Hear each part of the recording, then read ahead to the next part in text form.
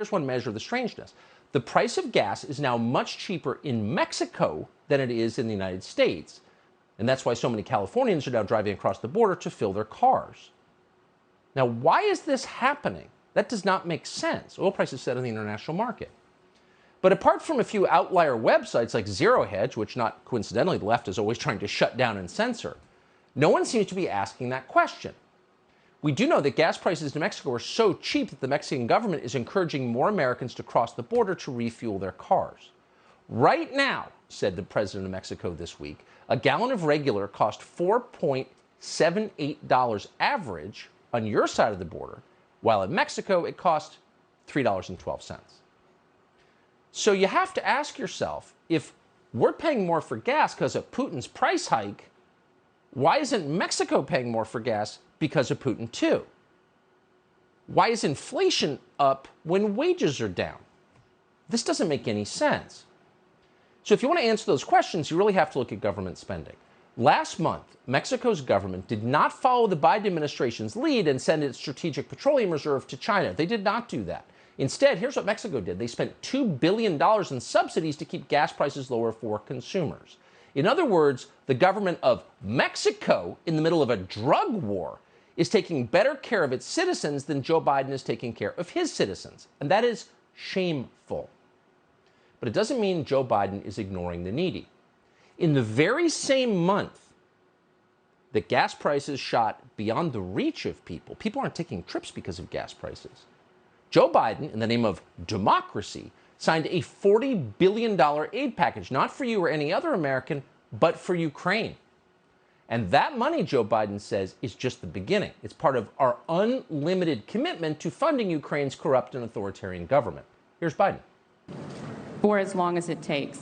Does it mean indefinite support from the United States for Ukraine? Or will there come a time when you have to say to President Zelensky that the United States cannot support his country any longer?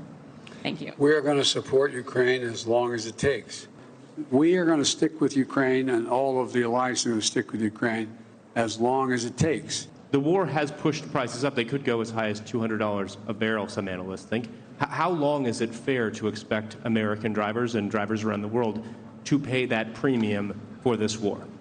As long as it takes. So Russia cannot, in fact, defeat Ukraine and move beyond Ukraine.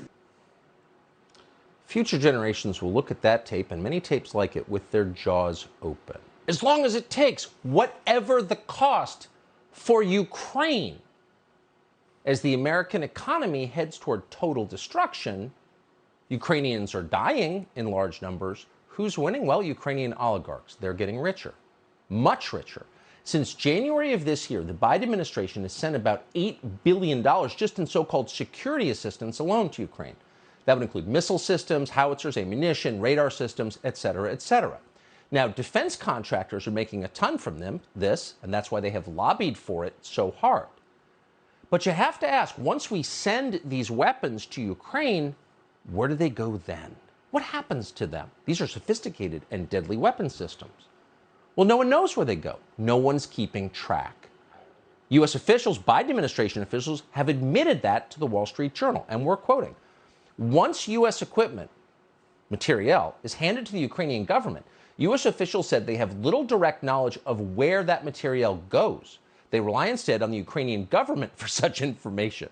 The administration has not agreed to allow American military troops to conduct some oversight into that country, end quote. So you send billions to Ukraine in the middle of a war, and then you don't bother to find out what happens to it? What will happen to these weapons? Well, the Czech defense minister knows. He has said these weapons, some of them, will be smuggled out of Ukraine. Quote, "It's hard to avoid trafficking or smuggling. We didn't achieve it in the former Yugoslavia, and we probably won't avoid it in Ukraine." This is lunacy.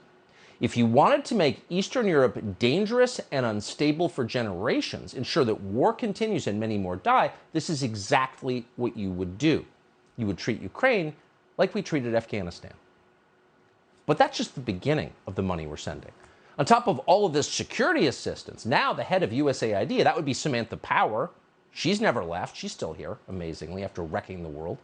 She's announced we're sending $4 billion more to Ukraine to pay off that country's budget deficit. Wouldn't that be nice? If Samantha Power decided to pay off our budget deficit, if anyone decided to help us, but no one would ever do that. So your tax dollars are now paying the salaries of Ukrainian government bureaucrats. In all, your Congress has approved more than $50 billion for Ukraine. That includes $7 billion in food assistance and health care, along with $9 billion for economic support, whatever that means. There's also $2 billion for refugee assistance. So just as we did in Iraq and Afghanistan and, I don't know, half a dozen other countries, we're sending bales of $100 bills into a war zone and hoping they find the right pockets. Again, this is nuts. And yet, leaders of both parties agree we have to keep doing it. Much more of it. Dozens of Democrats in Congress just signed a letter pushing the administration, as if they needed to be pushed, to award the International Monetary Fund a total of $650 billion in new funding because Ukraine. And on top of all of that, Congressman Adam Kinzinger just proposed an amendment to the National Defense Authorization Act calling for another $100 million for, quote, Ukrainian military pilots and associated personnel. Kinzinger's the guy who thought the ghost of Kiev was real.